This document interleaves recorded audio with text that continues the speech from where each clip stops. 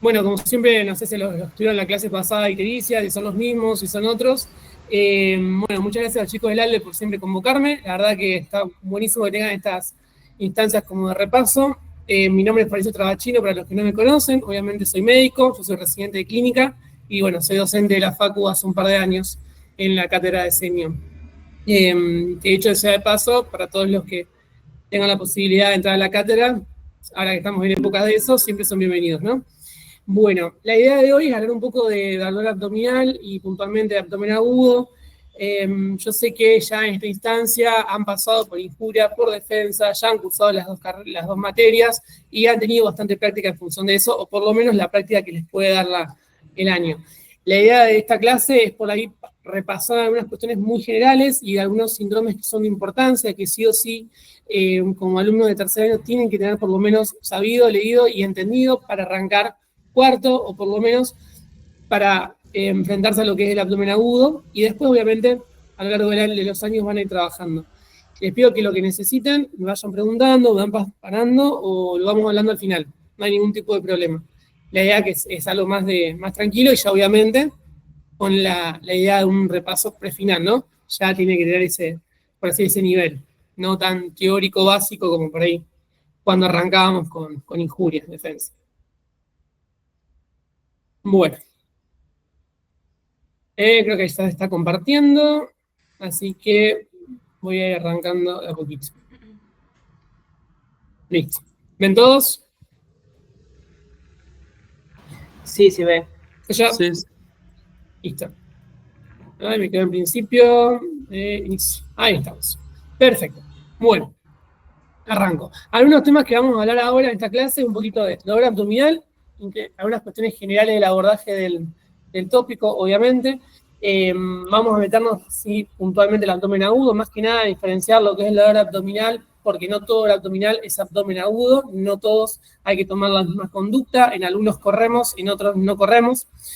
En otros llamamos al terapista, en otros llamamos al cirujano, y en función de eso vamos a ir viendo cómo evaluamos el paciente en general, y obviamente algunas conclusiones que siempre son importantes, porque quieran o no, el abdomen agudo junto con otras patologías son súper comunes en las guardias, y desde la típica y benigna y simple diarrea hasta el gran abdomen agudo hemorrágico con una conducta quirúrgica que termina con un abdomen abierto y contenido en terapia intensiva, son cuestiones que están expuestos en distintos niveles, entonces es importante el abdomen abdominal.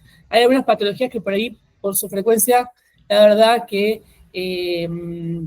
por ahí podemos debatir la importancia o no. Pero bueno, el dolor abdominal sí o sí es importante, sí o sí hay que saber manejarlo, y hay que agarrarse a algunas cuestiones que marcan la diferencia entre una cosa y la otra.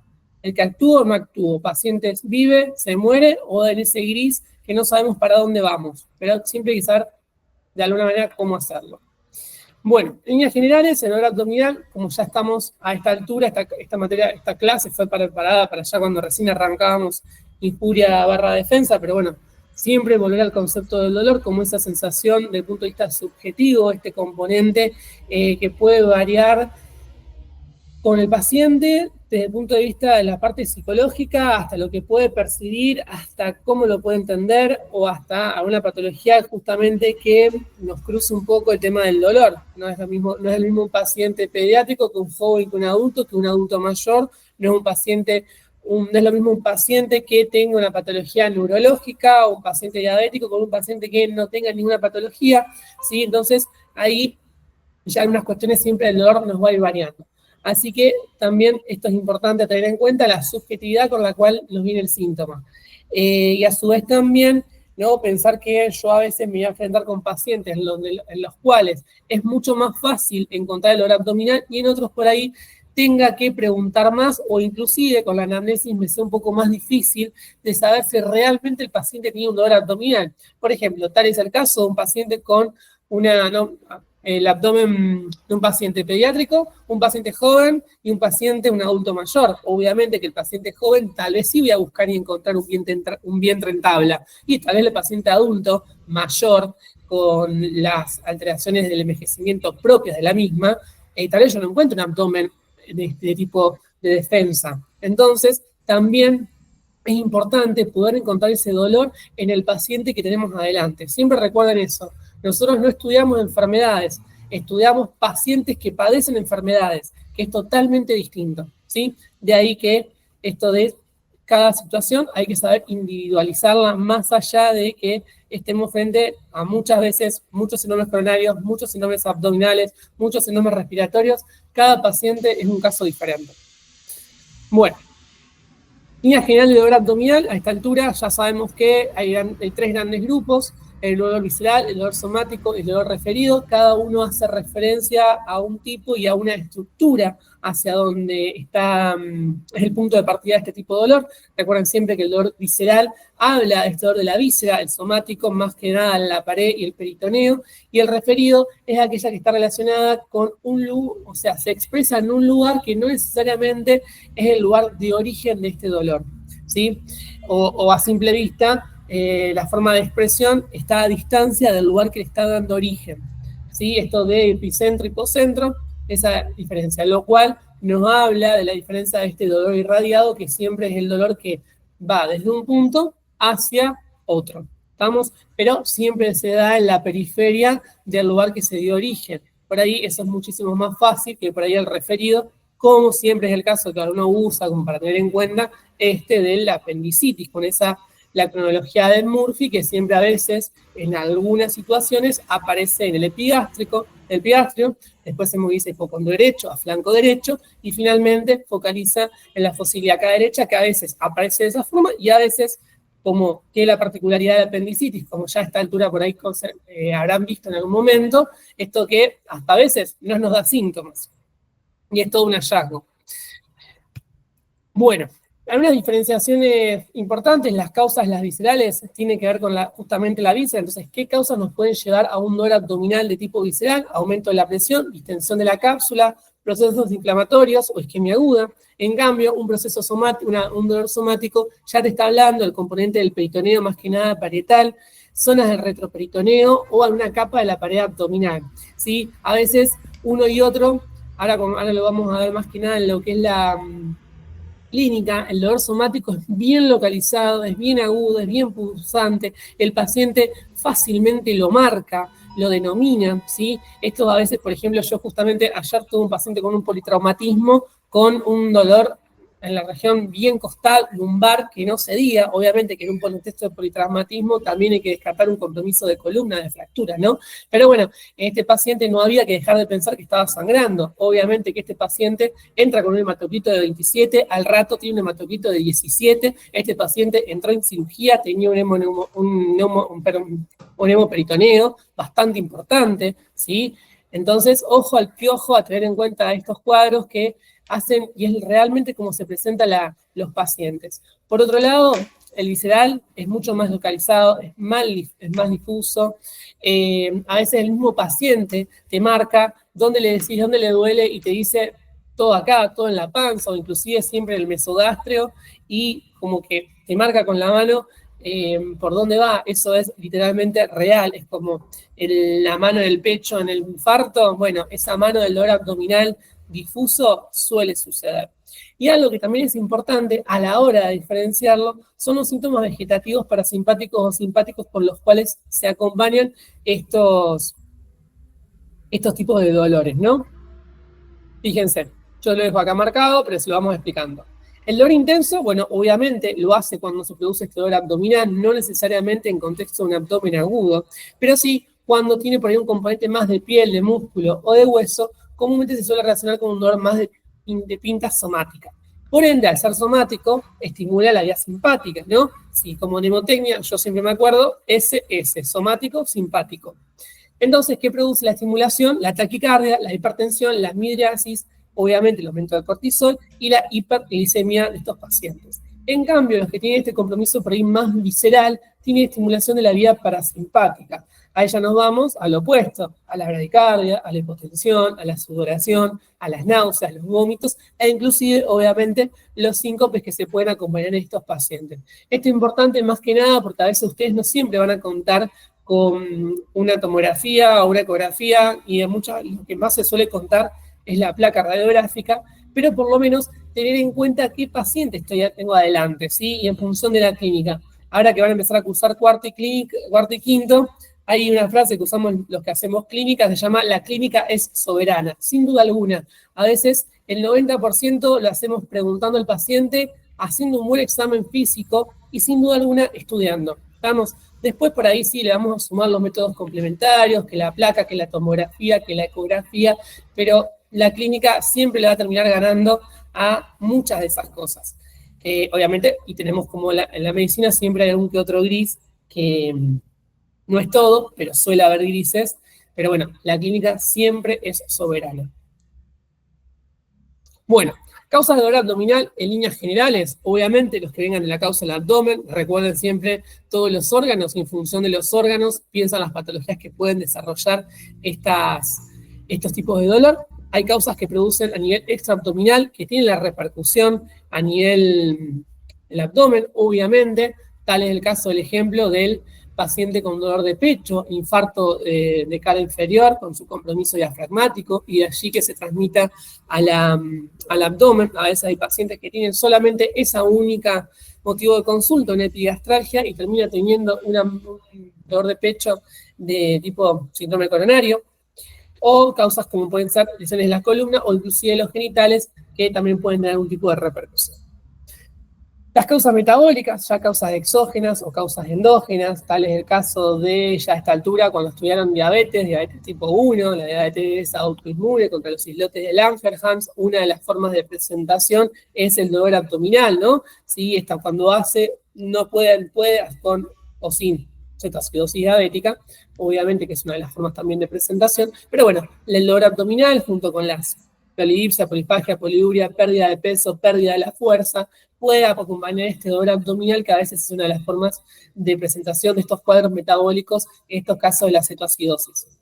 O las causas neurogénicas, ya sea puntualmente de algún órgano o cuestiones funcionales neurológicas que también a veces nos pueden simular.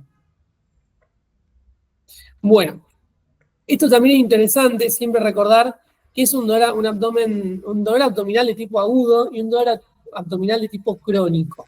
De ahí que no hay que pensar que el dolor abdominal agudo no necesariamente es un abdomen agudo, ¿no?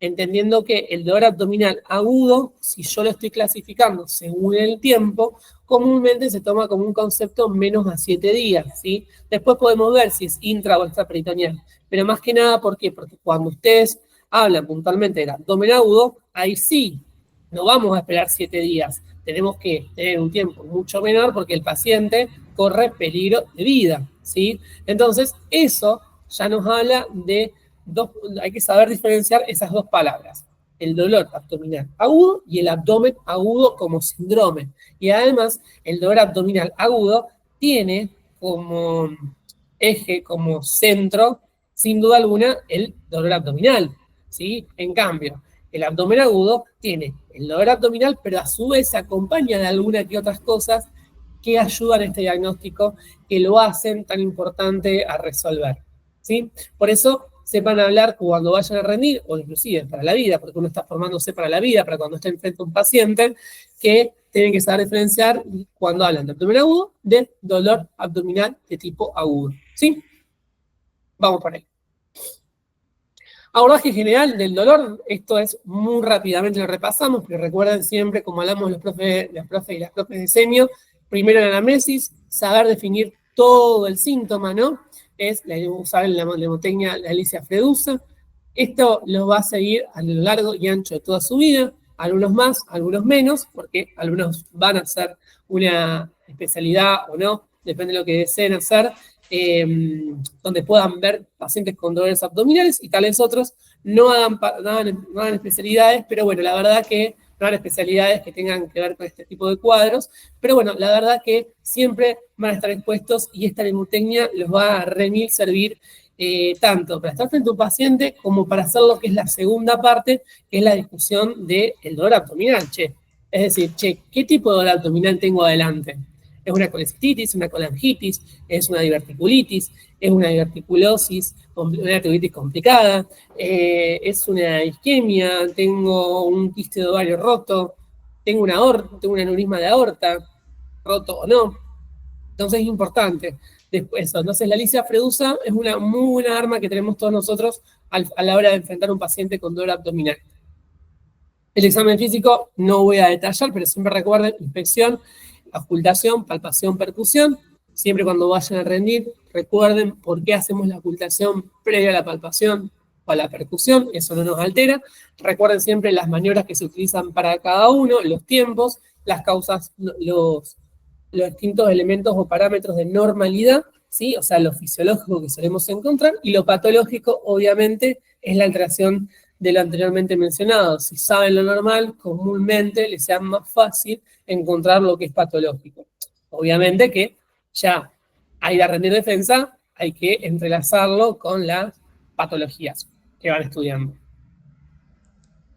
Bueno, topografía abdominal, ya sabemos muy bien el que se divide en 9 cuadrantes, es verdad, también hay una clasificación en 4 cuadrantes, pero bueno, por regla general, por una cuestión de cómo se habla, por una cuestión de ser más fácil al ordenar y al dividir los órganos, es sin duda alguna la clasificación de los 9 cuadrantes la más fácil. Bueno, recuerden los 9, el epigastrio, los hipocondrios, los flancos, el hipogastrio, las fosas y el mesogastrio. De ahí que es importante recordar qué órganos forman o se distribuyen en cada uno de los cuadrantes. De ahí las patologías que van a tener que pensar y van a tener que diferenciar a la hora de ver un paciente. Y fíjense en esta última, que es a modo muy resumido de los distintos síndromes o patologías que se pueden presentar según el cuadrante en el cual ustedes tengan enfrente. Obviamente que también eso depende de los otros factores, ¿no? ¿Sí? La edad, el sexo, el género, cómo se perciba, hay un montón de cosas, o sea, los hábitos, obviamente, y si va acompañado de algún otro síntoma o signo que nos puede ayudar para definir qué tipo de dolor abdominal tenga este paciente, ¿sí? Pero bueno, fíjense que inclusive hay algunas enfermedades que pueden aparecer en más de un cuadrante, entonces también eso nos puede producir algún tipo de complejidad a la hora de enfrentarlos. Pero bueno, siempre en estas situaciones lo importante es saber ordenarse, hacer una buena anamnesis y después vamos viendo qué cosas más pedimos. El abdomen agudo, hasta acá, dolor abdominal, me parece que ya se ha hablado, como buena introducción, no lo pueden dejar de olvidarse, sí, pero bueno, ahora sí entramos en el abdomen agudo, que era por ahí el tema que nos convocaba hoy. El abdomen agudo... Profe, perdón. Sí. No se ve la diapositiva, quedó en características. Ahí sí cambió. Ahí. Sí, está en la diapo de dolor intenso. Sí, no, sí se ve. Yo veo tranquilo. Abdomen agudo. ¿No se ve? Sí, se ve. Sí, se ve re bien desde acá. Se listo. ve re bien, Bueno. está en la página 3 de abdomen agudo, se ve re bien. Claro. ¿Sigo entonces? Sí, Sí, ahí sí. está. ¿Listo? Sí. ¿Seguimos? Bueno, ahora sí nos metemos en abdomen agudo, como el tema de, que nos decía, a ver, les vuelvo a decir, muchos de ustedes van a hacer guardias, algunos más, otros menos, algunos les van a gustar, algunos no les va a gustar, pero bueno, el abdomen agudo lamentablemente siempre está la gastritis, siempre está la diarrea, siempre está el cólico biliar complicado, siempre está la pancreatitis, o en algunas situaciones les va a aparecer el abdomen agudo perforado, el traumático, etc. Pero bueno, la idea es que por lo menos tengan en cuenta que este tema se lo tienen que saber. Este tema hay que saberlo como sea, ¿sí? Y además, en cuarto año van a tener una clínica, que es la clínica quirúrgica, donde van a estar cursando con los cirujanos, las cirujanas, y esto lo van a ver, se van a meter un montón en este tema. Y es importante, ¿sí? Así que hay que saberlo. Creo que por ahí también es el hincapié de que siempre me toca cuando me llaman los chicos del ALDE a dar abdomen agudo, porque por ahí es el que, no sé, aparece como que tiene más conflictos. Pero bueno, es un tema bastante lindo y, como siempre, cuando más panzas toquen en el normales, se van a dar cuenta cuando el abdomen es patológico en la guardia, o en el consultorio, o en donde esté. Bueno, A modo de repaso, recuerden siempre que si bien tiene el dolor abdominal como centro, se acompaña de signos, de síntomas que le van a ir dando, le van a ir sumando un montón de cosas y le van a dar mucha información en cuanto a para dónde van a tener que irse, o sea, en cuanto a las patologías que pueden diferenciarse, según esto que yo le había dicho, estos 9 cuadrantes que tenían previamente. Después, obviamente, los 2 grandes grupos de abdomen agudo es si es quirúrgico o es médico. Es decir, más que nada tiene que ver con la resolución y con la conducta. Es verdad que hay algunas patologías que decimos, que nos las tiramos entre los que hacemos clínica y los que hacemos cirugía. Tal es el caso, el ejemplo de la pancreatitis. ¿De quién es? ¿Del clínico, del terapista o del cirujano propiamente dicho, ¿no? Porque cuando operamos, cuando no lo operamos, cuando ponemos antibiótico, cuando no ponemos antibiótico, el paciente tiene que estar en una sala, el paciente tiene que estar en una terapia intensiva. Ese por ahí es un buen ejemplo de un gris entre quirúrgico y médico.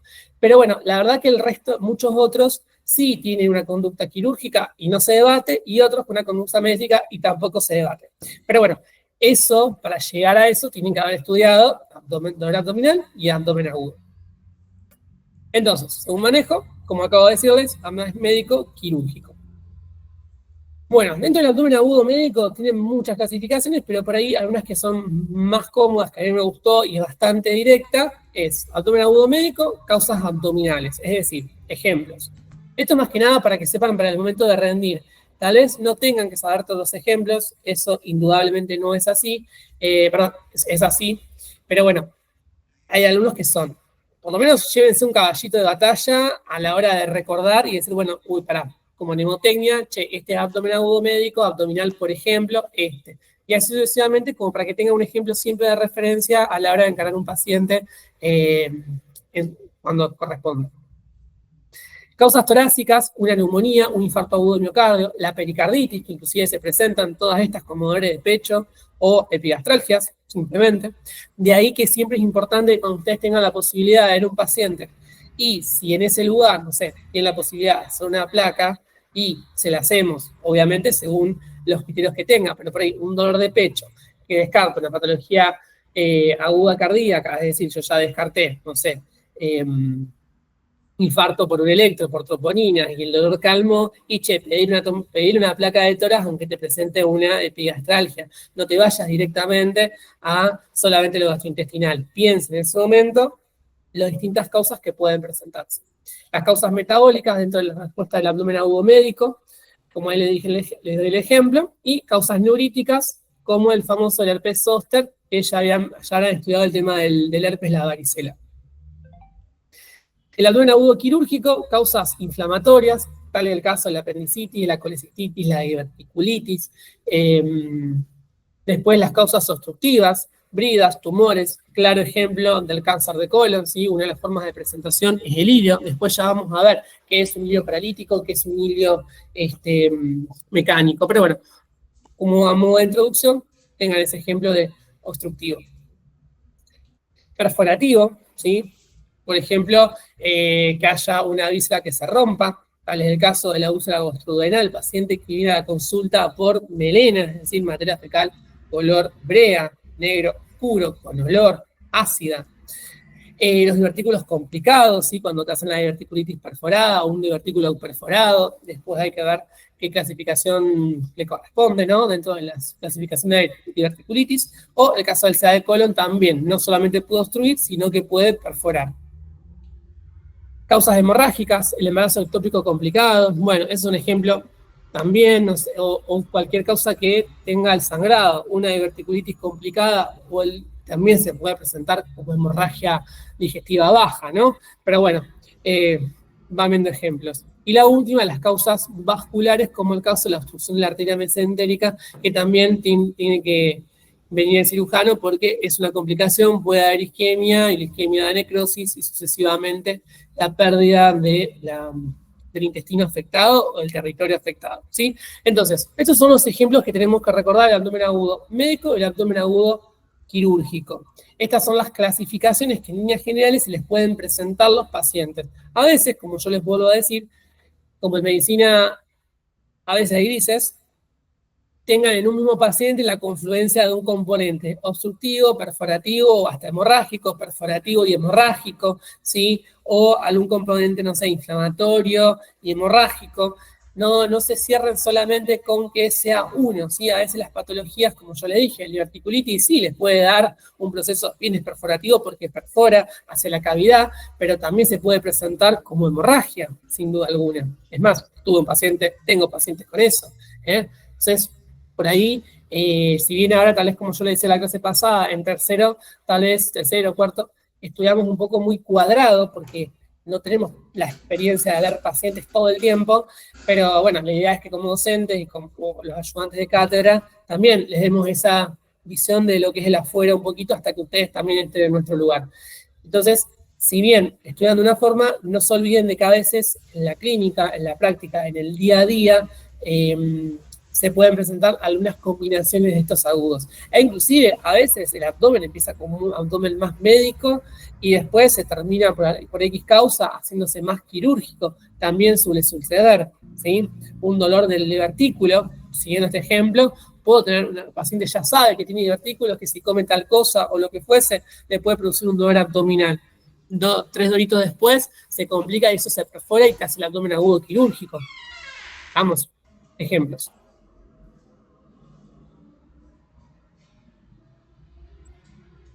Bueno, un poquito más de ejemplos.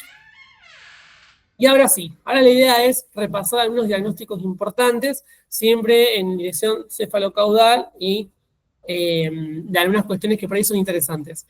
Por ahí, esta parte, en algunas presentaciones hay comenta algo del tratamiento claramente eso a ustedes no les sirve, no es tarea de ahora, pero sí el resto de algunos síndromes importantes. Bueno, reflujo gastroesofágico, ¿cuántas veces en injuria, hablamos de acidosis, pirosis y epigastralgia? Sí. Es una causa, es un diagnóstico, ¿no? Que es muy común. ¿Cuántos pacientes tienen el esomeprazol, los inhibidores de la bomba de protones, porque ya saben que tienen reflujo gastroesofágico? Que bueno, después podemos debatir ese tema de la polimedicación con el esomeprazol, pero no es el caso. Bueno, en líneas generales, es la pérdida de gradiente de presión entre el esfínter esofágico inferior del estómago. Recordando allá, injuria, había uno que era, uno de los esfínteres era anatómicamente y otro era fisiológico. Justamente el esfínter esofágico inferior pierde esa tensión normal, la cual disminuye y puede producir un reflujo hacia arriba puntualmente. Algunos síntomas o las causas que puede estimular, obviamente, la falta del vaciado, el aumento de la presión gástrica o factores posicionales. Es más, dentro de por ahí las conductas que se suelen tomar o por ahí las medidas que se le agregan a estos pacientes es levantar un poquito la cama, ponerte una almohada en el respaldar, justamente por esa cuestión posicional, disminuir ese reflujo. No está mal recordarlo, como para el día de mañana tengan en cuenta. ¿Qué clínica tienen estos pacientes? Regurgitación, pirosis, ¿sí? Esa sensación de ardor.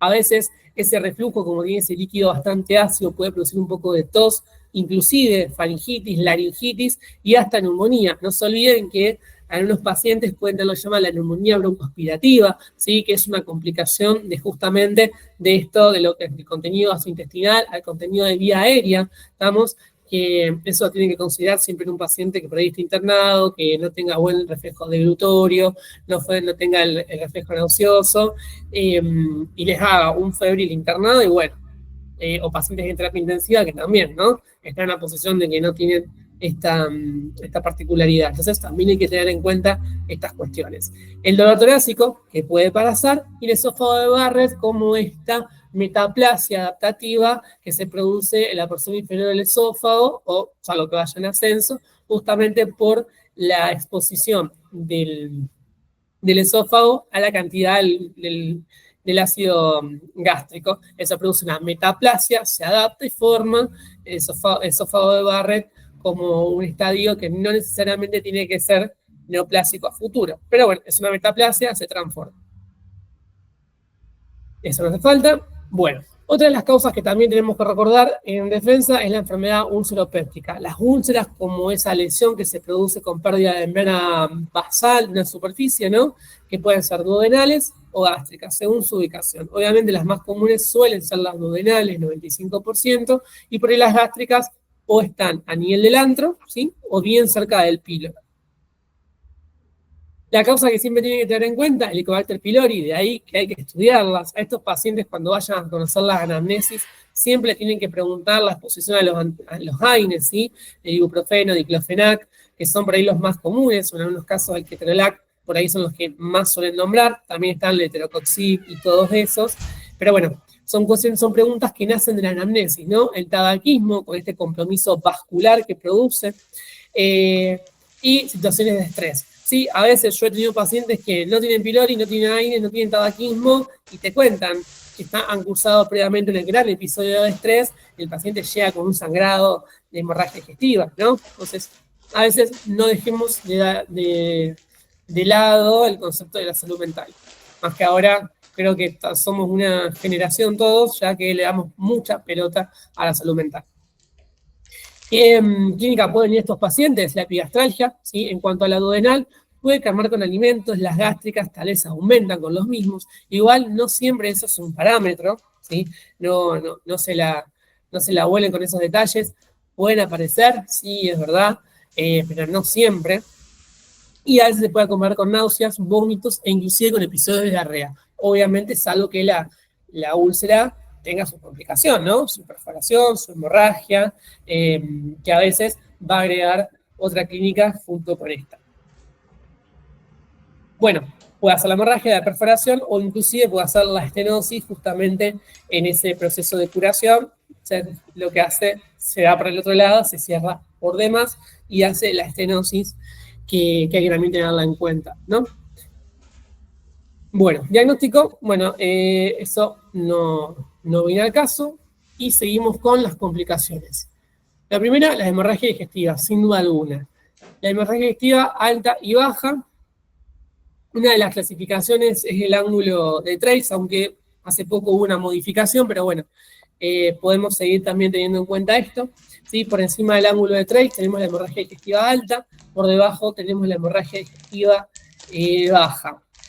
Recuerden siempre que también tienen que hablar de un concepto que es el shock, que es una de las complicaciones, por lo menos en defensa, en estudio de defensa, aunque sea entender que es un concepto shock, ¿sí? Es decir, cuando hay hipotensión que no está respondiendo, saber que una de las complicaciones de hemorragia digestiva es la hipovolemia, ¿sí? Y que bueno, la hipovolemia hay algunas clasificaciones que se dan en estadios, grado 1, 2, 3 y 4, otras que se clasifican en leve, moderada y grave, donde sin duda alguna los signos vitales vuelven a ser de lo más importante porque en función de ellos nos vamos guiando por dónde anda este tipo de hemorragia. Tal vez a veces hay momentos que ustedes no pueden poner una sonda nasogástrica porque no tienen, porque no saben, o no pueden pedir un estudio más puntual, pero sí tienen la capacidad de saber medir los signos vitales de estos pacientes y también en ese contexto poder evaluar y poder considerar, che, este paciente tiene una hemorragia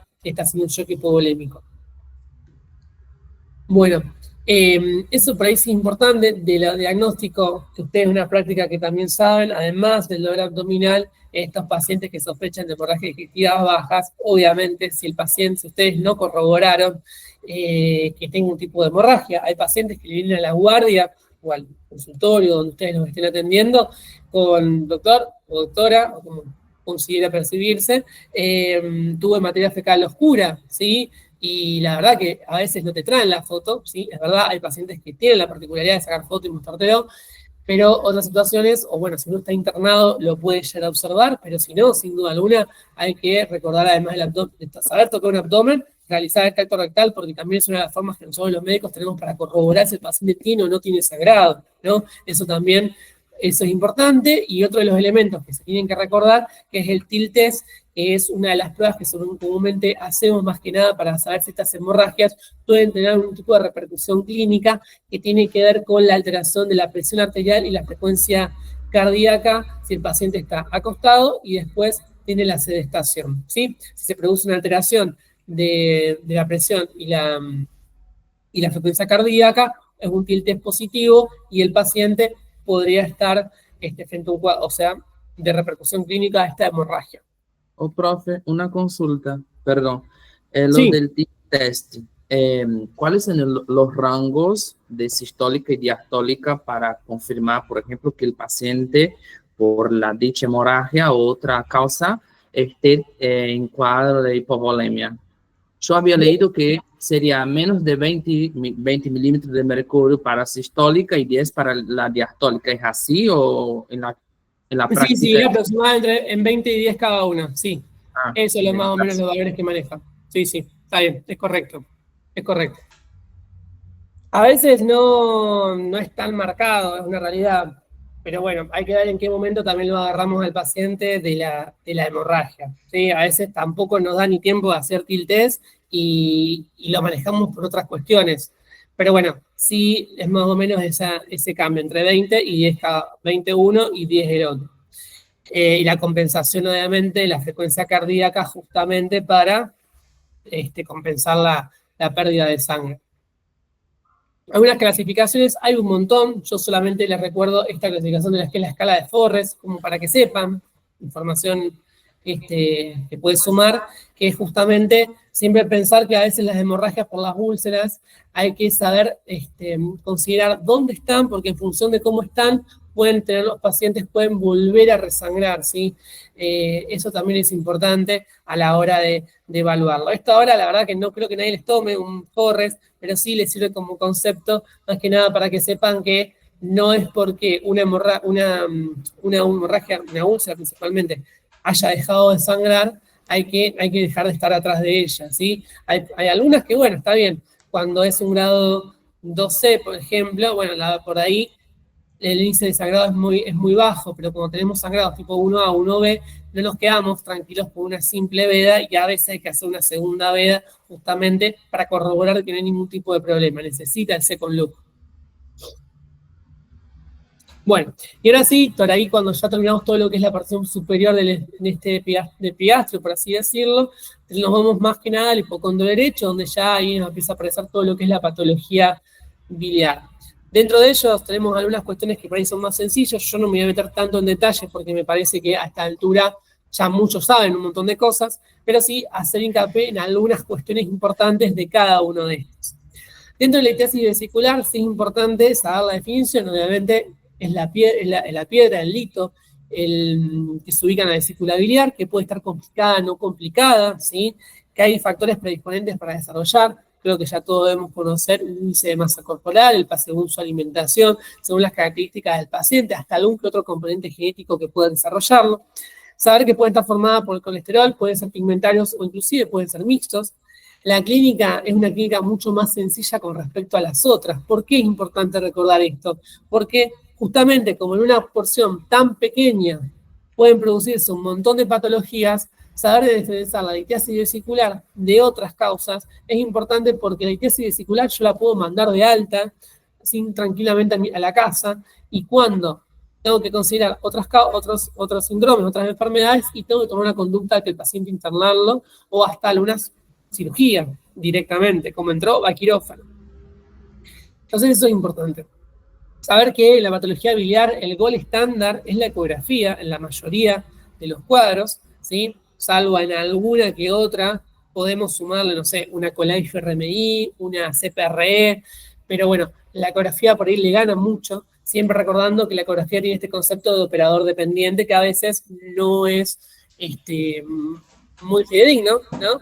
Y esa particularidad, pero bueno, dentro de líneas generales, la litiasis vesicular es el menor de estos problemas. Puede acompañar el signo de Murphy, es decir, el signo ecográfico, que es la colocación del ecógrafo sobre la región de la vesícula y que eso pueda producir dolor, y a veces el tratamiento puede ser médico-quirúrgico. Eso no les importa. La litiasis coledociana, es decir, que el lito se pasó para el colédoco, que puede ser primaria, es decir, puede ser del mismo, ¿sí? Puede ser secundaria, o sea, que vino de la vesícula, puede ser residual, es decir, que se haya quedado después de una colecistectomía, ya sea laparoscópica o convencional, o se formó de nuevo, es aquella que después de mucho tiempo retirada, e inclusive hasta en algunos casos, después de la cirugía, cuando no se constata nada, se forma otro, ¿sí? La clínica ya arranca con la ictericia, cólicos, puede evolucionar a colangitis, hay que tenerla en cuenta, o inclusive si se clava también en la zona de la polla de váter, pensarlo como una pancreatitis. La colecistitis, claramente con la inflamación de la pared, de la vesícula. Estos pacientes es importante cuando ya nos vamos a lo que son los laboratorios, ¿sí? Estos pacientes tienen una leucocitosis, que pueden tener una hiperbilirubinemia, con también algún compromiso hepático, obviamente con la TGO, la TGP, e inclusive la FAL, que hablan de este compromiso y tocamiento de la vesícula al hígado. Dentro de la colecistitis es importante recordar los tamaños, recordar que el grosor de la pared esté en más de 3 milímetros, es positivo para colecistitis. Algunas literaturas le hacen el corte en 4, pero bueno, es aceptable que entre 3 o 4 es el punto de corte. El diámetro transverso de 4 a 5,5 centímetros, ¿sí? O sea, el diámetro transverso de la vesícula, y las colecciones a veces pueden aparecer colecciones líquidas perivesiculares. Esto es importante más que nada para cuando ustedes tengan que dar la ecografía, el ecografista les manda el informe, ustedes sepan entender que la ecografía en un paciente con una leucocitosis le está haciendo fiebre, ojo al piojo porque puede estar desarrollando una colecistitis. Y ahí vamos a ver si el paciente lo interno o tengo que hacer una conducta quirúrgica. A veces algunos cuadros los enfriamos, es decir, los esperamos, le hacemos antibióticos, los calmamos un poco cuando esté la vesícula más desinflamada, se opera, y otros, si la conducta corresponde, obviamente la clínica del paciente acompaña, los cirujanos deciden, o cirujanas deciden también tomar conducta aguda. La colangitis, ¿sí? Recuerden la infección bacteriana de los conductos biliares, ya ahí nos vamos a la triada de Charcot, ¿sí? Con esta cuadro abdominal, la ictericia, la fiebre, o que tenga una repercusión hemodinámica como la taquipnea, la taquicardia, la repercusión, el cuadro confusional que puede producir como ya la pentada de Reynolds. También la ecografía de la cabeza y aparecen los leucocitos importantemente aumentados con un aumento de la TGO y la TGP, las bilirrubinas y la FAL por su compromiso hepático, obviamente. A veces puede dar un poco de trombocitopenia, porque justamente el atocamiento hepático, y la hiperamilasemia más que nada si tiene algún compromiso de repercusión en cuanto a la salida de la amilasa del otro lado, del páncreas. Esto por un lado. ¿Qué tienen que recordar de lo que es la patología biliar? Sepan diferenciar un término del otro, ¿sí? Sepan diferenciar lo que es una litiasis, un síndrome coledociano, una colecistitis, una colangitis, inclusive la pancreatitis, que después yo la voy a mencionar, o inclusive la hepatopatía, ¿sí? Acá es muy importante los criterios de uno y los criterios de otro, porque eso les va a marcar para dónde van. Inclusive acá es muy importante el laboratorio, ¿sí? Porque fíjense que en algunos muevo las bilirrubinas, otro no muevo las bilirrubinas, otro muevo las enzimas hepáticas, otros simplemente apenas algún que otro de los parámetros, y otros por ahí ya, no sé, por ahí tengo un componente hepático normal, tengo una bilirrubina normal, y tengo una amilasa elevadísima, ¿no? Entonces, ahí ya, por ahí sí la patología biliar, pancreática y hepática, hay que también ver un todo, no solamente quedarnos con el laboratorio o inclusive con la ecografía. Y recuerden también, como dato importante, que la litiasis vesicular, si bien yo les dije que comúnmente es de lo más benigno de esas que yo mencioné, hay una posición que es a la cual hay que tenerle mucho ojo y estar atrás, que es cuando el lito se encuentra en bacinete, ¿sí? El lito en bacinete es el lito que se está por clavar o no se clava en el conducto, ¿sí? Es el que si eso hace un stop, obviamente retiene bilis y eso inflama la vesícula y me puede producir una colecistitis, ¿no? Entonces, también tener en cuenta que la posición de ese lito. Y obviamente no siempre lo mismo que yo tenga un lito, múltiples litos, o tenga barro biliar. Recuerden que el barro biliar no necesariamente evoluciona a la litiasis, ¿no?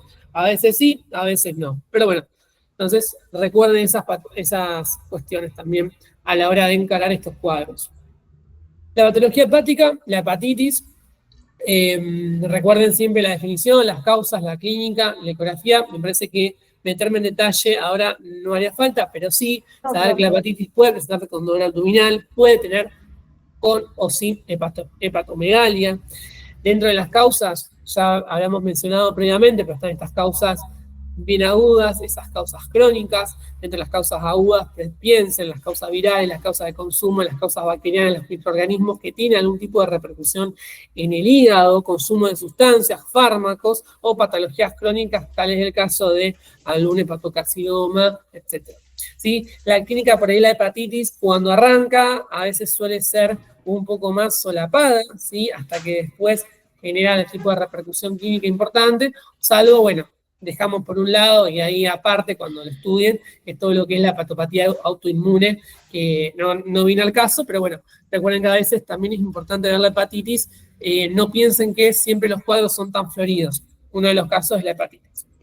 La ictericia, que ya lo vimos en la clase pasada, nada más, recuerden siempre estas cuestiones, la definición, las causas, cómo la clasificamos, la importancia del laboratorio, la importancia de la ecografía, cómo diferenciar la fisiológica y la no fisiológica, la comprensión, la repercusión del carníctero en los pacientes pediátricos, el diagnóstico puntualmente, y si algún a mencionar el tema del tratamiento, más que nada esto de lo que habíamos mencionado, de lo que siempre hablan de los profes, por ahí esto de la luminoterapia, es decir, por qué importante la radiación UV, exponernos a eso, o bueno, como su otro límite, la exsanguinotransfusión. Pero bueno, eso por ahí yo lo mencioné en la clase anterior, así que son 2 o 3 palabritas que lo pueden ver en grabado. Los chicos del ALDE lo filmaron, lo fueron grabando acá desde la pantalla.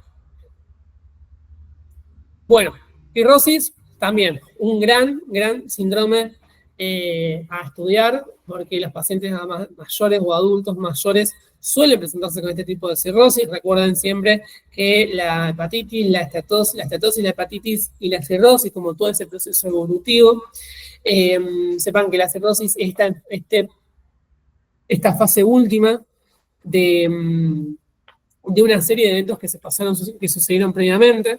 Tal vez estos pacientes ya hayan tenido antecedentes de una hepatitis o un antecedente de una estatosis, como para saber, y a veces también tienen todo un perfil según sus factores de riesgo, según su fenotipo, con los cuales se pueden presentar estos cuadros. Pero bueno, puntualmente saben que ya es una fase más irreversible, donde hay una alteración difusa del parénquima hepático.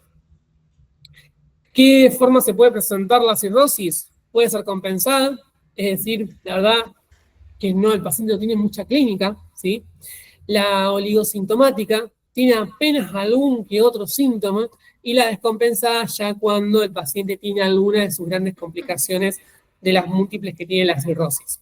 Pero bueno, por ahí eso es sepan. El compensado es por el paciente, la otra vez me habían preguntado, el compensado es el paciente que la verdad no sabe que tiene cirrosis y por X causa se hace un estudio, no sé, una ecografía, y se hace el hallazgo de la cirrosis.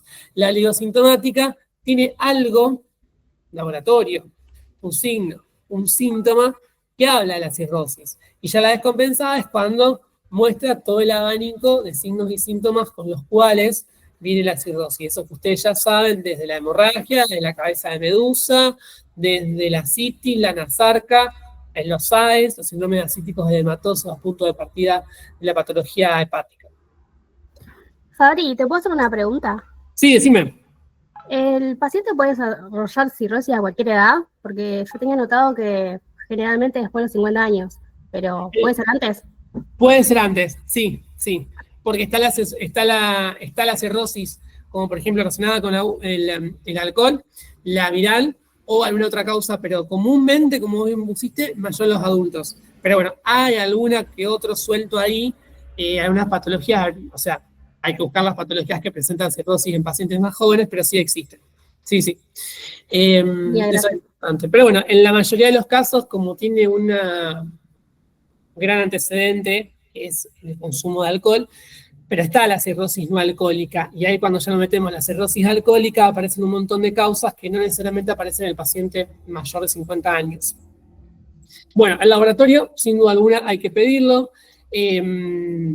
Acá, no solamente cuando pidan hígado, yo no sé si lo mencioné previamente, pero también recuerdo, no se queden solamente con el hepatograma básico, es decir, bilirrubina total y fragmentada, colinesterasa, FAL, gamma GT, siempre sumen el hemograma, sumen la función renal, sumen unos tiempos de coagulación. Es importante saber el paciente tiene un TP o un KPTT, ¿sí? Porque a veces no solamente por la repercusión hepática puntualmente que le produce, por su valor que produce con todos los factores de la coagulación, sino también a veces estos pacientes tienen que tener una conducta quirúrgica.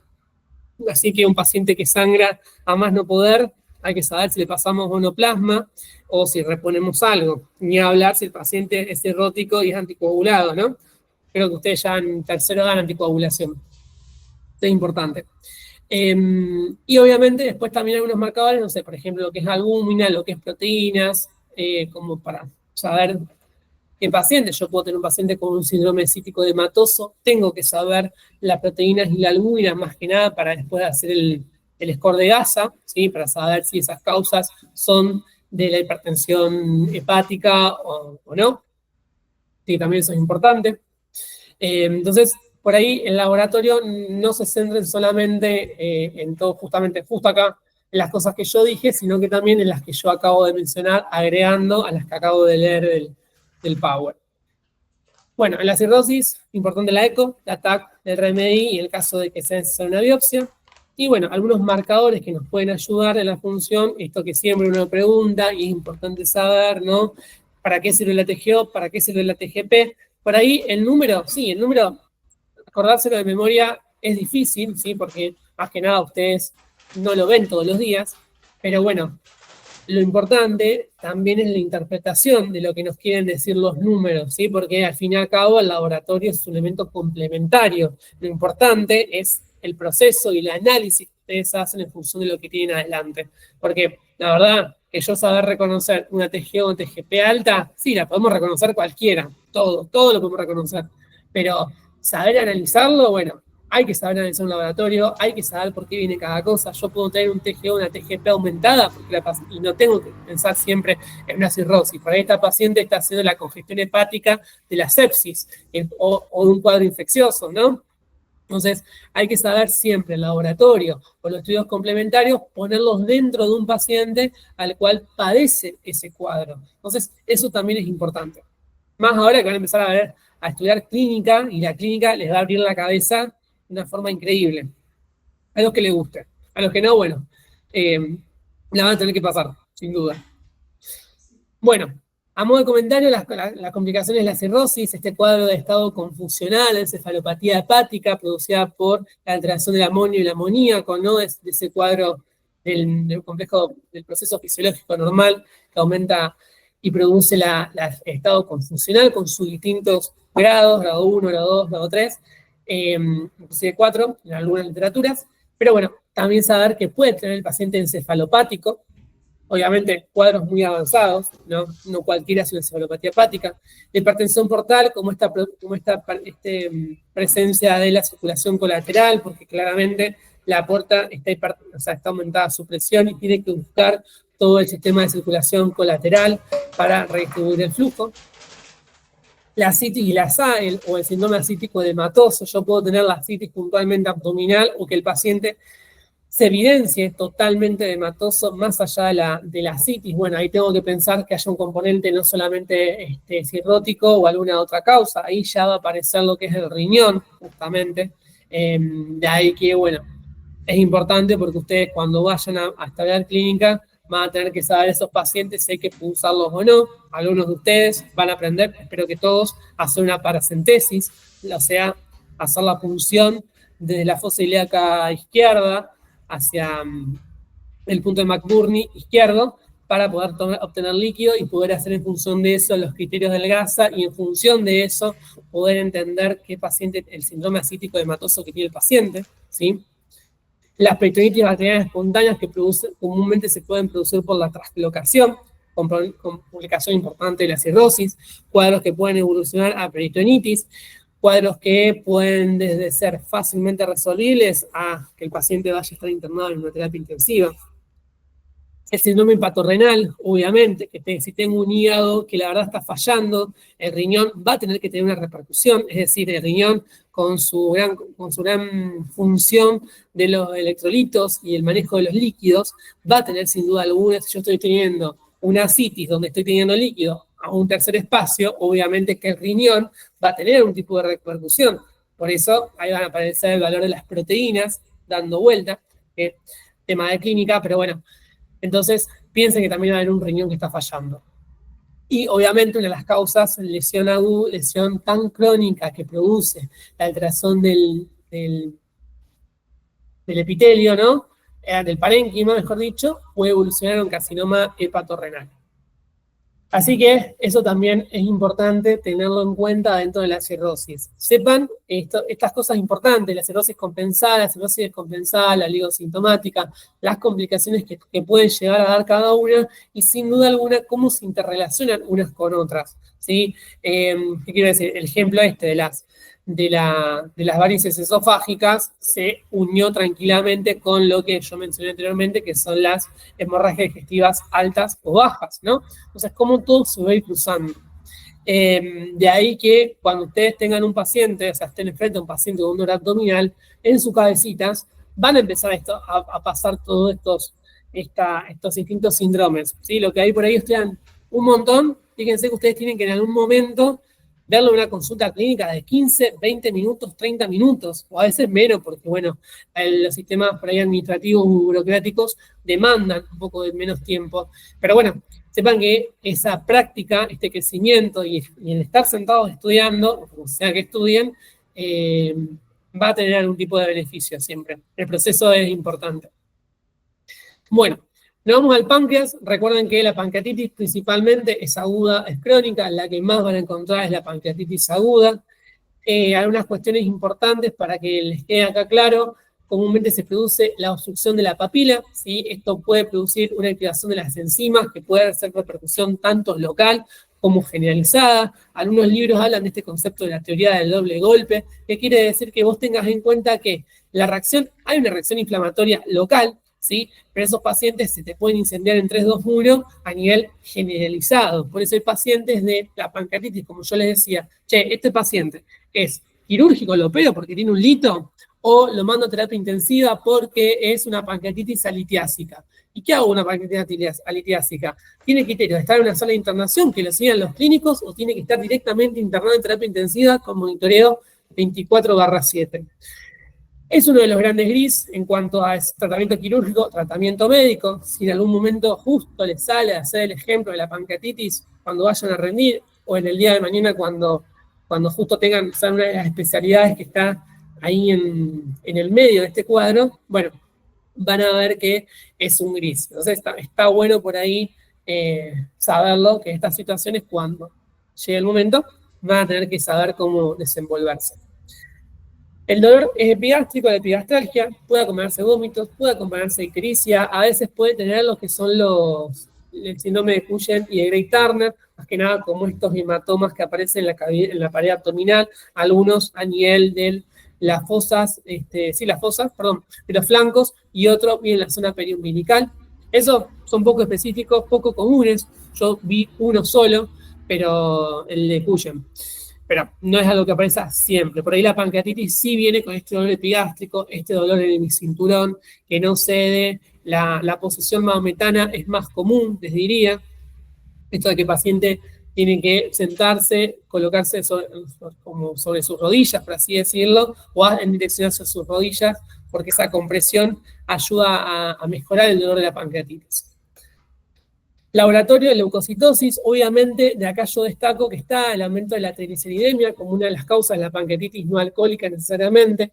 Recuerden la importancia de la amilasa y la lipasa. Nosotros tenemos por ahí mucha referencia con respecto a la amilasa por una cuestión también económica, es más barata que la lipasa, pero por ahí la lipasa pancreática es más específica, es más propia.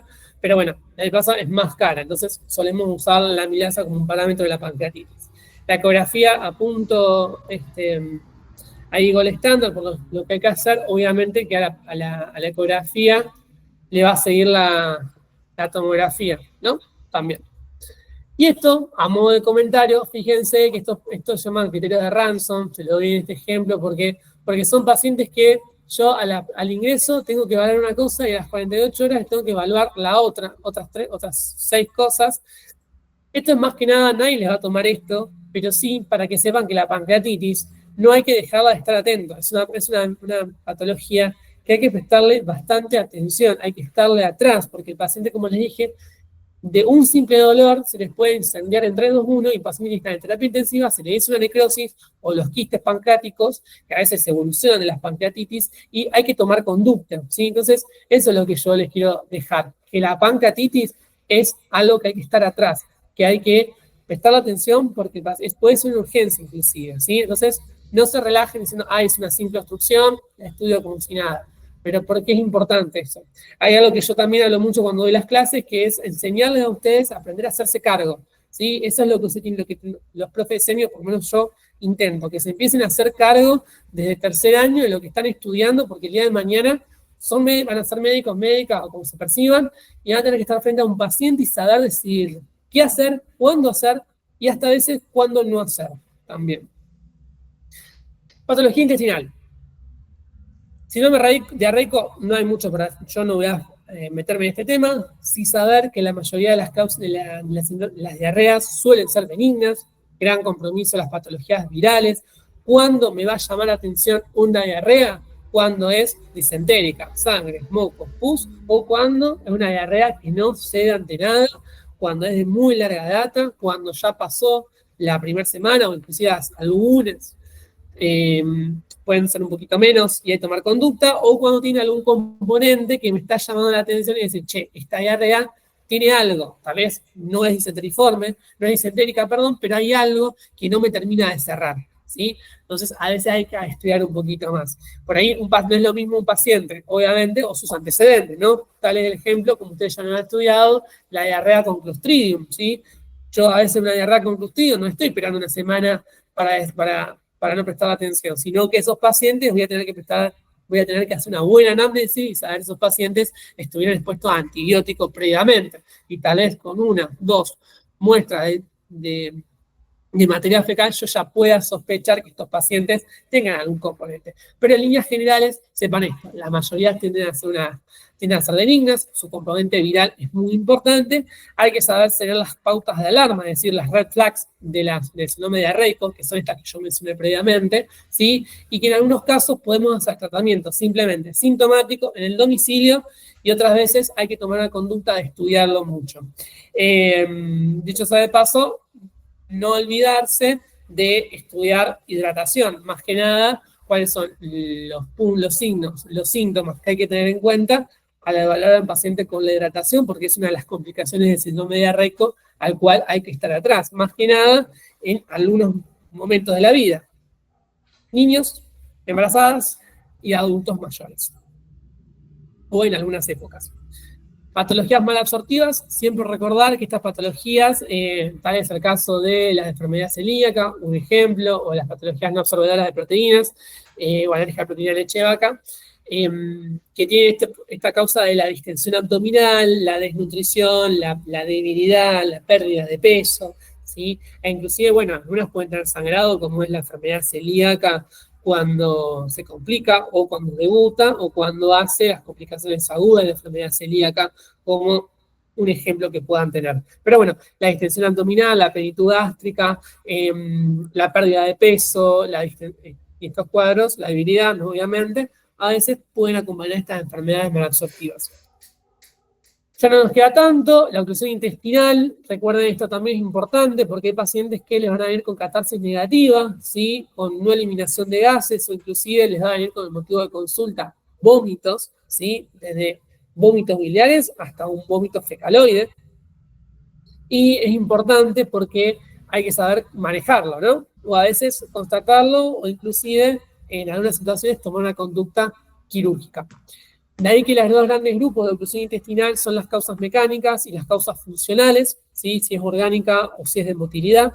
Más que nada saber si hay una causa que está obstruyendo el paso o hay un componente neurológico nervioso que está produciendo la oclusión intestinal. Está el caso, por ejemplo, de las gastroparesias, la paresia que se produce en el paciente diabético, o causas mecánicas, yo tengo un tumor de colon que el paciente está haciendo una distensión abdominal. Es más, la otra vez tuvimos también un paciente con un megacolon enorme, que tenía todos esos ruidos metálicos que vos decís, vos lo leís en los libros y decís, ¿cuándo voy a ver un sonido metálico? Bueno, me tocó tener en la sala un paciente que tenía un ilio con un abdomen súper distendido, alto megacolon tenía, Chagas negativo, por las dudas, que tenía justamente un ilio y se escuchaba todo eso, y la causa era más de neurológica que realmente orgánica. Obviamente siguió en estudio por consultorio porque por eso resolvió, era algo que el paciente tenía crónico. Pero bueno, puede pasar. Signos importantes que ya vieron el rayo, espiral de moneda, el grano de café como la complicación del vólvulo. Y dentro de las patologías colónicas, tengo que destacar el cáncer de colon, ¿sí? Como uno de los elementos que hay que saber hacer el screening entre los 40, 50 años y 75 años. Hay que hacerse la videocolonoscopía, algunos un poco antes, más que nada los antecedentes, es decir, si tenés familiares de primer grado, de segundo grado, con cáncer de colon, o si los familiares se han presentado ya con alguna patología colónica previa. Tal es el caso, síndrome de Lynch, poliposis adenomatosa familiar, es decir, ya que hay un antecedente en la familia de estos cuadros que pueden evolucionar un cáncer de colon, y por ahí se empieza a estudiar desde muchos más jóvenes a estos pacientes. Y también es importante la clínica de uno y de otro. Por ahí el colon derecho, como es un poco más ancho, más distendido que el colon izquierdo, no le da tanto la obstrucción, la que puede haber, pero no suele ser esa, sino que por ahí inclusive lo más importante es la anemia. Por eso, si ya estudiaron anemias, cuando hacen el estudio de la anemia, uno de los primeros pasos es al paciente pedirle una veda o junto con la videocolono, ¿no? Justamente este contexto de estudiar, porque después de que ustedes corroboraron que el paciente tiene una anemia, obviamente tienen que ver qué tipo de anemia. La primera que siempre se tiene que descartar en un estudio de anemia es la anemia ferropénica. Obviamente también van a tener que ver los índices, ¿no? La hemoglobina y el volumen corpuscular medio, y el RDW. Y en función de eso, ven, justamente el cáncer de colon derecho, como es una hemorragia, tiende a formar una anemia microcítica hipocrómica. Por eso después cuando la estudian, le piden la veda y la colonoscopía, y si es cáncer de colon, les va a decir o que se que se objeta una obstrucción, una masa ocupante de espacio, o inclusive les puede hablar de estenosis, ¿sí? Que progresa hasta tal punto porque el resto no puede progresar. Y a veces hay cáncer de colon que son con sangrado activo y otros no tanto. Por eso hay pacientes que tienen una anemia más crónica, ¿sí? Que la tienen hace mucho y no se han estudiado, u otros pacientes debutan con estas anemias bastante importantes.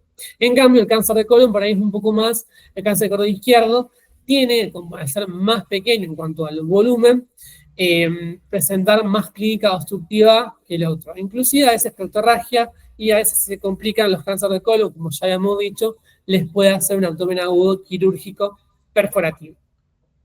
Profe, Sí. perdón, ¿podés volver a la diapositiva anterior para que yo saque un screen? Sí, decime. La otra. No, una más. ¿Ahí? Sí, gracias. Dale. ¿Ya está? Sí. Bueno, sigo. Bueno, la apendicitis aguda, fácil, el lito que obstruye el apéndice, ¿sí? A veces es muy fácil notarlo, a veces no es tan fácil, tiene que ver más que nada con algunas posiciones, no es lo mismo el apéndice en su ubicación habitual que cuando la encuentran en el apéndice retrocecal, ¿sí? De ahí que esa es por ahí la más inconstante, la más difícil de darse cuenta, porque por ahí el paciente tiene un dolor abdominal totalmente inespecífico, como la leucocitosis, y no te queda otra que operarlo después que le hiciste tal vez una ecografía y, si en lo posible, una tomografía. Bueno, la diverticulitis y la diverticulosis, recuerden la enfermedad diverticular del colon, que son todas esas pequeñas alteraciones de la pared de la mucosa intestinal, como por así decirlo, pozos, muy brutalmente para que le recuerde el concepto, donde se puede producir acúmulo de elementos que producen inflamación de la mucosa intestinal y que producen la diverticulitis, ¿sí? Cuando es tan sintomática. Yo puedo también tener un dolor, un cuadro de la complicación de la diverticulosis, por ahí un abdomen doloroso en el abdomen inferior muy específico, que por ahí responde con tratamiento sintomático, o tengo una diverticulitis donde el paciente ya lo tengo que poner antibiótico e internarlo. Y a veces estas diverticulitis se pueden perforar y darte lo que es la complicación, que es la peritonitis, ¿sí? Más o menos según el tipo de diverticulitis que tiene. Si tienen que ser diverticulitis, hay una clasificación que se llama la clasificación de INCHEI, ¿sí? Con HINCEEY, creo que es así se escribe, que divide a las complicaciones de diverticulitis grado 1, 2, 3, 4, según si forma el absceso o si hace la peritonitis fecal, que es la última de grado 4, la más complicada. Bueno, esos son los grandes síntomas que por ahí, como básicos, se tienen que saber, tienen que recordar. ¿Hay más? Sin duda alguna hay más. Después, bueno, acá yo no lo coloqué, pero también es importante por lo menos tener en cuenta lo que es el aneurisma de aorta, ¿sí? Como un componente vascular que puede también generar un dolor abdominal, ¿sí? La peritonitis como tal, por lo menos recuerden que es la complicación de muchas de estas cuando se infectan, ¿sí? Después van a ver qué tipos de peritonitis existen, pero eso es más por ahí de cuarto y de quinto cuando vean gastro y cirugía. Y acá lo importante de estos pacientes, de estos temas, de estos síntomas, de estos síndromes, es saber diferenciar, saber pensar. Recuerden que a veces uno quiere llegar al wow, tengo el diagnóstico, y la verdad que el diagnóstico es un elemento más que se llega si ustedes hicieron bien el proceso, ¿sí? Es decir, que no hace falta de querer ser wow, el que le pega al diagnóstico. Podés pegarle al diagnóstico de diferentes maneras, pero lo que a vos te va a ganar como médico, lo que ustedes tienen que lograr, es lograr el pensamiento. Guste o no guste, la clínica está en todos lados. Seas un hematólogo que ve simplemente un frotis y tiene que hacer el cálculo de las plaquetas, sin duda alguna, a vos te va a importar cuál fue la clínica del paciente para el cual vos le estás haciendo el frotis de plaquetas. Así que siempre la clínica, y ahí necesitan todo el procedimiento, el pensar el paciente desde el minuto 1, así que trabajen por aprender el proceso más que querer pegarle al diagnóstico. Porque el proceso, si está bien hecho, les va a salir el diagnóstico. Eso en cuarto, en quinto, van a aprender a saber lo que es discutir un caso clínico, como hacemos nosotros, lo de clínica, es, un motivo de consulta, ¿cómo lo voy armando? Hasta que digo, bueno, esto es el paciente, esto tiene el paciente. Entonces, de a poco, no quieren buscar simplemente el diagnóstico, piensen qué es lo que diferencia a una cosa de la otra, o inclusive qué cosas son semejantes. Bueno, ¿qué cosas siempre preguntamos? La gravedad del cuadro, más que nada para descartar si hay una conducta quirúrgica o no, ¿sí? La estabilización hemodinámica, no es lo mismo que yo tengo un paciente 120-80 que un paciente 80-40, ¿no? A veces, bueno, la laparotomía y la laparoscopía, eso es criterio de los cirujanos, pero bueno, hay pacientes que tienen una conducta quirúrgica, eso es importante. Siempre saber la historia clínica en detalle, de todo lo que ustedes ya saben, más los métodos, más los estudios complementarios, ¿sí? Saber pensar en los diagnósticos diferenciales que les pueden ir apareciendo, e inclusive a veces pueden estar confundidos, y es parte del proceso médico confundirse, ¿sí? Pero bueno, ¿qué hacemos ahí? Vamos a los libros, vamos a la ecografía, o vamos también a quienes sepan y nos permitan aprender y que nos enseñen. ¿Vamos? No tengan miedo de preguntar. Y para eso están los especialistas, y para eso están ustedes, para formarse después en especialistas los que quieran serlo. Bueno, y en líneas generales, algunas conclusiones importantes, por ahí la que más me importa es la última, como yo les dije. Recuerden que estudiamos pacientes, no estudiamos laboratorios, no estudiamos imágenes, o solo signos, o solo síntomas, o le queremos pegar al diagnóstico. Estudiamos pacientes, vemos personas que están padeciendo afecciones que hay que estarles atrás, que hay que cuidarlas.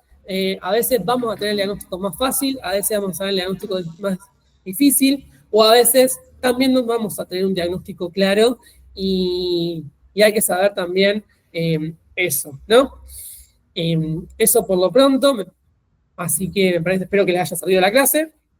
Estoy abierto a lo que me quieran preguntar, o si hay algo también que no les haya gustado, también para mejorar. Eso no hay ningún problema.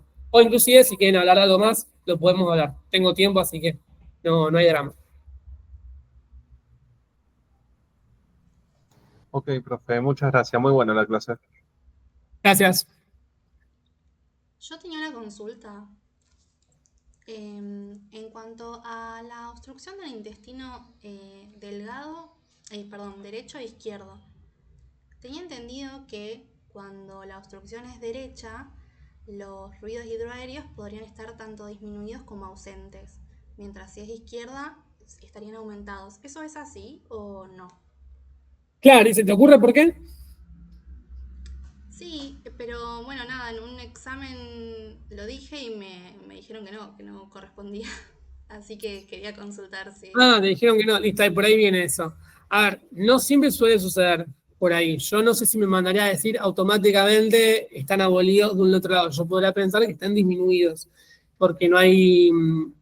Entiendo que para el que no la agarró es porque sí, está obviamente obstruido el derecho y claramente no hay nada que vaya a ser izquierdo o más que ausencia diría que está disminuido. Yo lo pensaría como disminución, no me iría a decir que están abolidos. Pero bueno, también hay que depender del cuadro del paciente y en función de cuánto está con ese cuadro obstructivo. Yo a mí en lo personal, cada clínica, poner un sí o un no me cuesta. ¿Por qué? Porque los pacientes son muy diferentes. Entonces, como que me cuesta decirte es blanco o es negro, porque el paciente se puede presentar en mucha diferencia. Pero yo no me iría a decir es uno o es otro. Yo podría decir que si sea una obstrucción derecha, puede llegar a haber una disminución en la alteración de los ruidos izquierdos. Pero la verdad, no me la jugaría con eso, iría más que nada si es una cuestión de exámenes, porque se entiende que la situación de examen es una situación especial y particular. Por ahí, o podrías preguntar al docente qué tipo de patología estás pensando, como para que te guíe a vos, o qué momento la patología tiene, porque justamente también dependemos de esos factores, pero en líneas generales no sé si solamente me llevaría a considerar el hilio como, la causa colónica, por eso. Yo no haría tanta diferencia con eso, sino que por ahí la clínica puntualmente viene por esto, de si es la anemia o el cuadro obstructivo más de uno izquierdo que del otro.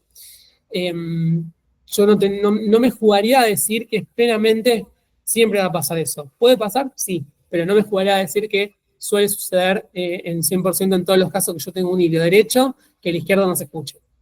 Hay que ver cuándo lo agarro, en qué momento de la obstrucción. Bien, perfecto, gracias.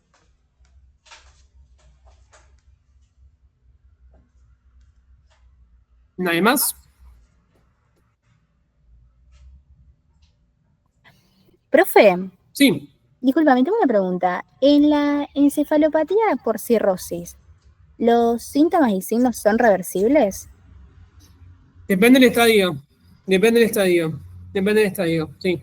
Hay algunos tratamientos, cuando está en estadio 1 o 2, por ahí se agarrás rápido con el antibiótico, con el lactulón, etcétera, que es toda la clínica que se suele hacer, podés mejorarlo. Si tenés ya grados 3, 4, y hay un componente de una cirrosis, allá te están hablando de que la cirrosis está muy avanzada y no sea su único síntoma la encefalopatía. Tal vez ya un grado 3, 4, el paciente está casi sedado, casi en coma, te diría. Seguramente si está en ese estadio, no solamente lo va a hacer irreversible la encefalopatía, ya va a tener otros cuadros que también van a acompañar la irreversibilidad. Pero grados 1, grados 2, por ahí lo podés mejorar tranquilamente con el tratamiento correspondiente. Sí. Sí. Listo, profe, gracias. ¿Algo más? Profesor, sí. Una pregunta en un examen que hicieron, el profe preguntó cuál es el hilo más peligroso, si es el mecánico o el paralítico. O sea, yo para mí ambos hay riesgo. Pero, ¿qué pregunta polémica? Sí, porque para mí hay pregunta riesgo, polémica porque tiene que ver mucho la causa y depende en qué paciente es grave y cómo. Claro, yo no sabía, yo le diría que ambos hay riesgo, pero no. O sea, riesgo tienen ambos porque es una patología, sin duda alguna, se altera de la normalidad. Habría que ver, desconozco en qué contexto lo preguntó, viste que a veces uno nos llegan las preguntas que la dijo otro y no sabemos en qué contexto lo preguntó. Por ahí, no sé si era cirujano o era clínico o qué especialidad tenía, tal vez iba a algún lado puntual o de qué puntualmente hablaba. pero podríamos de un día, no sé, a quién te referís, o por ahí podrías escribirle y preguntarle, como bueno, creo que todos los docentes que damos clases solemos más ser accesibles, por ahí preguntarle eso. Yo no creo que tiene que ver mucho con el paciente que tenemos delante y la causa que le está generando la obstrucción. Claro. Creo que los dos son agudos y los dos hay que a veces cuando sé que hay que tomar una conducta. Depende de la causa que le dé origen. Ajá.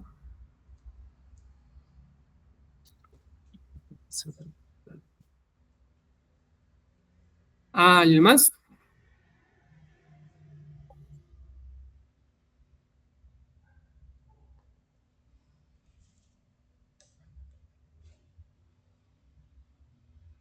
Bueno, si están, cualquier cosa, nos mandan un mensaje a los del aire, me comentan a mí o lo que sea. ¿Sí? Dale, gracias. Bueno, espero que les haya gustado la clase y cualquier comentario para mejorar, me avisan. Nos vemos. Profe,